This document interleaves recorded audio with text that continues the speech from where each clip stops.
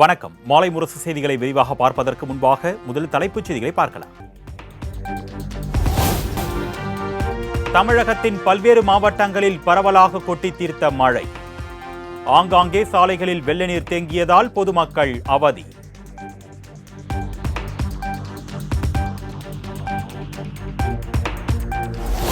மேற்கு தொடர்ச்சி மலைப்பகுதிகளில் பெய்த கனமழை காரணமாக குற்றாலம் அருவிகளில் வெள்ளப்பெருக்கு. பாதுகாப்பு முன்னெச்சரிக்கை நடவடிக்கையாக அருவிகளில் சுற்றுலா பயணிகள் குளிக்க தடை விதிப்பு.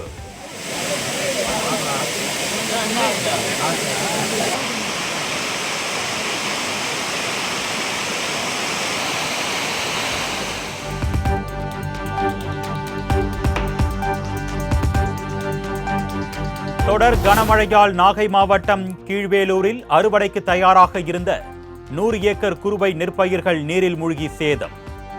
அதிகாரிகள் ஆய்வு செய்து உரிய இழப்பீடு வழங்க விவசாயிகள் கோரிக்கை.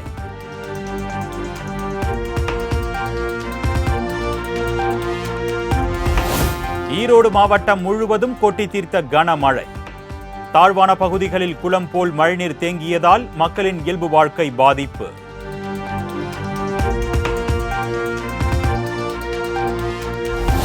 கடலூர் மாவட்டத்தின் பல்வேறு பகுதிகளில் காலை முதலே கொட்டி தீர்த்து வரும் கனமழை. நெய்வேலி நிலக்கரி சுரங்கத்தில் மழைநீர் தேங்கி நிற்பதால் நிலக்கரி வெட்டி எடுக்கும் பணி நிறுத்தம்.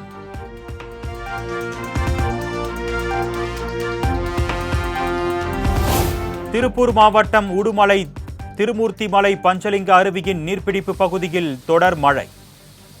பொதுமக்கள் மற்றும் சுற்றுலா பயணிகளின் பாதுகாப்பு கருதி அருவியில் குளிக்க தடை விதிப்பு.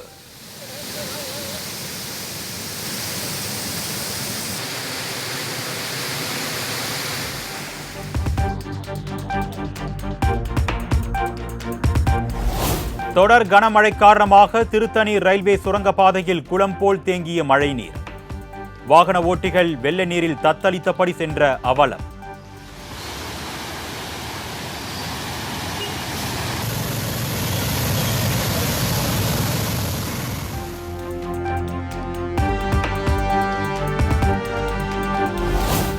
மழையால் சென்னை புறநகர் பகுதியில் கடும் போக்குவரத்து நெரிசல். பூவிருந்தவல்லி மதுரவாயில் சாலையில் சுமார் 3 கிலோமீட்டர் தூரம் அணிவகுத்து நின்ற வாகனங்களால் மக்கள் அவதி.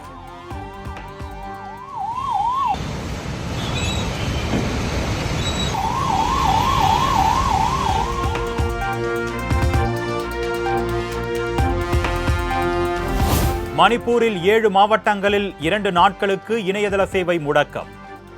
வன்முறையை தடுக்க அம்மாநில அரசு நடவடிக்கை.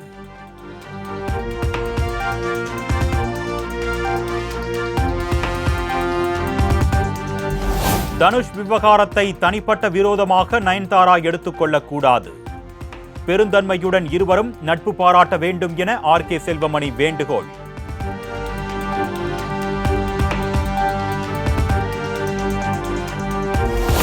LIC என்ற தனது பட தலைப்பை விக்னேஷ் சிவன் அனுமதியின்றி பயன்படுத்தியிருப்பதாக தயாரிப்பாளர் SS குமரன் குற்றச்சாட்டு. 3 நொடியாக இருந்தாலும் தயாரிப்பாளருக்கு மதிப்பூதியம் கொடுத்துவிட்டு பயன்படுத்துவதுதான் அறம் என்று நயன்தாரா மீது கடும் சாடல்.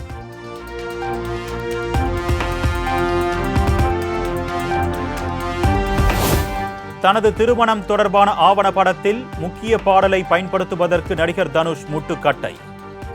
விக்னேஷ் சிவன் இயக்கத்தில் வெளியான நானும் ரவுடிதான் படத்தில் இடம்பெற்ற பாடலை பயன்படுத்த அனுமதி தரவில்லை என்றும் நயன்தாரா வேதனை.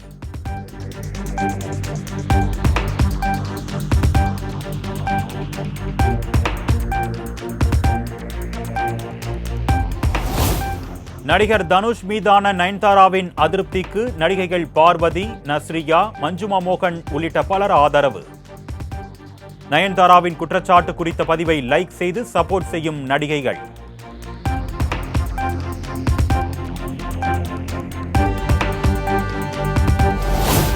தன் மீதான நடிகர் தனுஷின் தனிப்பட்ட வெறுப்பால் பெரிதும் பாதிக்கப்பட்டுள்ளேன். 2 ஆண்டுகளாக தனது திருமண வீடியோ வெளியாகாமல் போனதற்கு தனுஷே காரணம் என்றும் நயன்தாரா குமுறல்.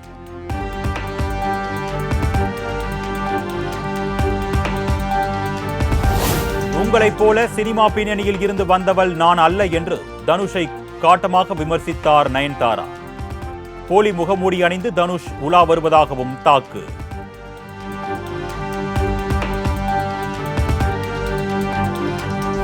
நயன்தாராவின் திருமண ஆவண படத்திற்கு 10 கோடி ரூபாய் வழங்க கோரி வழக்கு தொடர்ந்த விவகாரம். வாழு வாழவிடு என நடிகர் தனுஷ் பேசிய பழைய வீடியோவை பகிர்ந்து இயக்குனர் விக்னேஷ் சிவன் பதிலடி.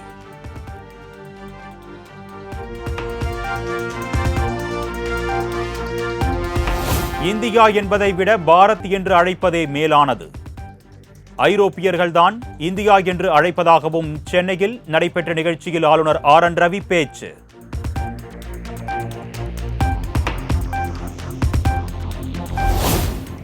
இந்தியாவை பாரத் என்று அழைக்க வேண்டும் என ஆளுநர் கூறுவது அவரை பாஜக தலைவர் என்பதை காட்டுகிறது.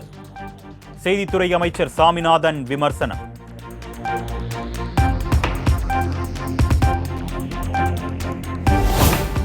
அரியலூர், பெரம்பலூர் மாவட்டங்களில் முதலமைச்சர் மேற்கொண்டது மகத்தான வெற்றி பயணம்.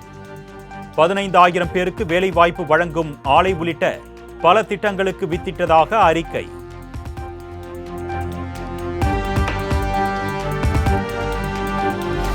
மதுரையில் அதிமுக ஆட்சியில் கொண்டுவரப்பட்ட குடிநீர் திட்டங்களை திமுக அரசு முடக்கியுள்ளதாக குற்றச்சாட்டு. திருப்பரங்குன்றத்தில் நடைபெற்ற அதிமுக ஆர்ப்பாட்டத்தில் தங்கமணி பேச்சு.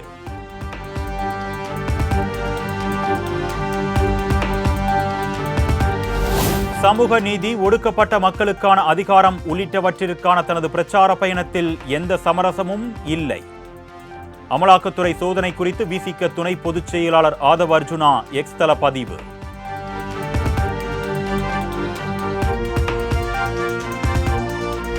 கோவை துடியலூரில் தொழிலதிபர் மார்டின் இல்லம், அலுவலகங்களில் அமலாக்கத்துறை அதிகாரிகள் சோதனை. மார்டின் மற்றும் ஆதவ் அர்ஜுனா தொடர்புடைய இடங்களில் 2 நாட்களாக நடைபெற்ற சோதனை நிறைவு.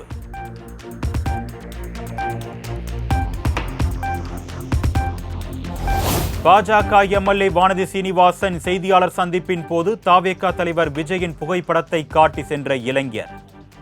இணையத்தில் வைரலாகும் வீடியோ. நான் சொன்ன உங்க ஏரியாவா? இந்த ஏரியா, அந்த ஏரியா, அந்த இடம், இந்த இடம் எங்கேயுமே எனக்கு பயம் கிடையாதுடா. ஏன்னா ஆல் ஏரியாவிலையும் ஐயா கில்லிடா.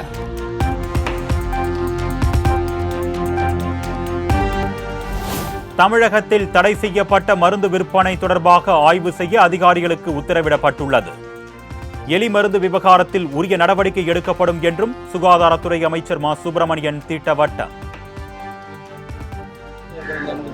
இல்ல, இப்போ எந்தெந்த மருந்துகளுக்கு கட்டுப்பாடு, எதெல்லாம் விற்கக்கூடாது என்கின்ற அந்த தடைகள்லாம் பிறப்பிக்கப்பட்டிருக்கிறது. இது குறித்து ஆராய்வதற்கு அலுவலர்களுக்கு உத்தரவிடப்பட்டிருக்கிறது.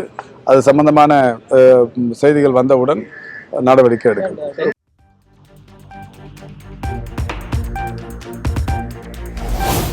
2026 சட்டப்பேரவை தேர்தலுக்கு பிறகு அமையும் கூட்டணி ஆட்சியில் பாமக நிச்சயம் இடம்பெறும். சென்னையில் செய்தியாளர்களை சந்தித்த பாமக தலைவர் அன்புமணி ராமதாஸ் திட்டவட்டம். 2026 கூட்டணி ஆட்சி இருக்கும். அந்த கூட்டணியில் பாமக இருக்கும்.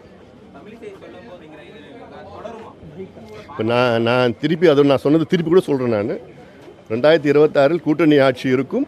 அந்த கூட்டணியில் பாமக இருக்கும். நீங்கள் மறுபடியும் நீங்கள் சொல்லுறத மறுபடியும் இதே தான் சொல்ல போகிறேன் நான். ஓகே சார், நன்றி நன்றி.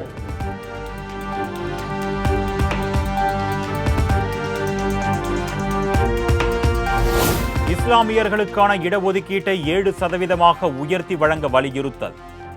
சென்னை எழும்பூரில் SDPI கட்சியினர் நடத்திய பேரணியால் போக்குவரத்து பாதிப்பு.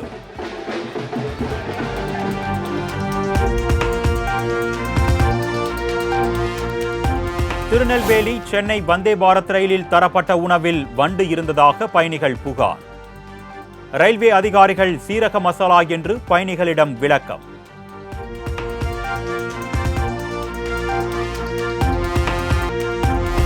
தாம்பரம் வேளச்சேரி பிரதான சாலை குண்டும் குழியுமாக மாறியுள்ளதால் வாகன ஓட்டிகள் கடும் அவதி. பருவமழை தீவிரமடைந்து வரும் நிலையில் கண்டுகொள்ளாத மாநகராட்சி நிர்வாகத்திற்கு பொதுமக்கள் கண்டனம்.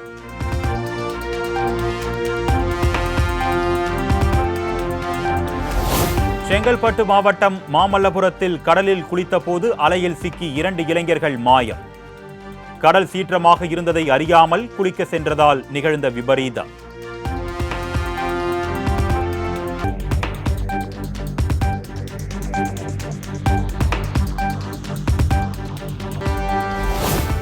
ஹைதராபாத்தில் இருந்து திருப்பதி சென்று கொண்டிருந்த இண்டிகோ ஏர்லைன்ஸ் விமானத்தில் இயந்திர கோளாறு. சென்னையில் விமான நிலையத்தில் அவசரமாக தரையிறக்கப்பட்டதால் பயணிகள் உயிர் தப்பினர்.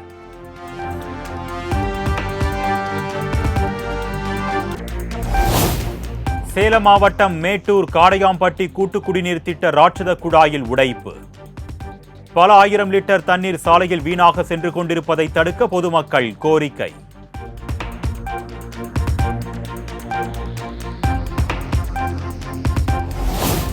புதுச்சேரியில் கல்லூரி மாணவர்களுக்கும் விரைவில் இலவச சிறப்பு பேருந்துகள் இயக்கப்படும்.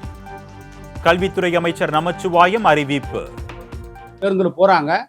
கல்லூரியில் படிக்கிற மாணவர்கள் எங்களுக்கும் வேணும், தனியா வேணும் அப்படின்ற மாதிரி கேட்டிருக்காங்க. அது அரசினுடைய பரிசீலனை இருந்துகிட்டு இருக்கு. அதுவும் வெகு விரைவாக அதை ஏற்பாடு செய்து நம்முடைய மாணவ மாணவிகளுக்கு கொடுப்ப இருக்கு.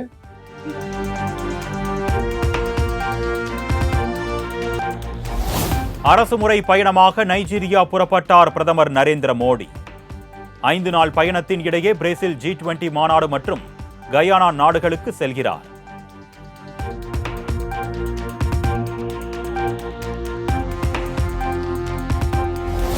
பிரேசில் G20 மாநாடு மற்றும் கயானாவில் கரிபியன் தலைவர்களை விரைவில் சந்திக்க உள்ளதாக பிரதமர் மோடி எக்ஸ் தள பதிவு. நைஜீரியா, பிரேசில், கயானா நாடுகளுடன் நல்லுறவு மேம்படும் என்றும் நம்பிக்கை.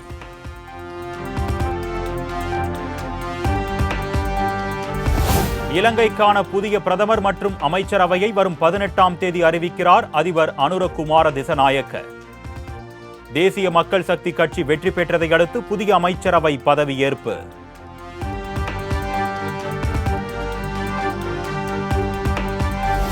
அமெரிக்காவின் டெக்சாஸ் மாகாணத்தில் மிகவும் விறுவிறுப்பாக நடைபெற்ற குத்துச்சண்டை போட்டி.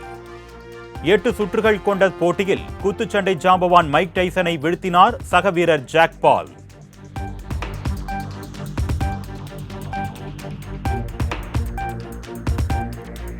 பதினான்காவது ஹாக்கி இந்திய சீனியர் தேசிய சாம்பியன்ஷிப் தொடரில் மகுடம் சூடியது ஒடிஷா அணி. இறுதிப் போட்டியில் 5-1 என்ற கோல் கணக்கில் ஹரியானாவை வீழ்த்தி சாம்பியன் பட்டம் வென்றது.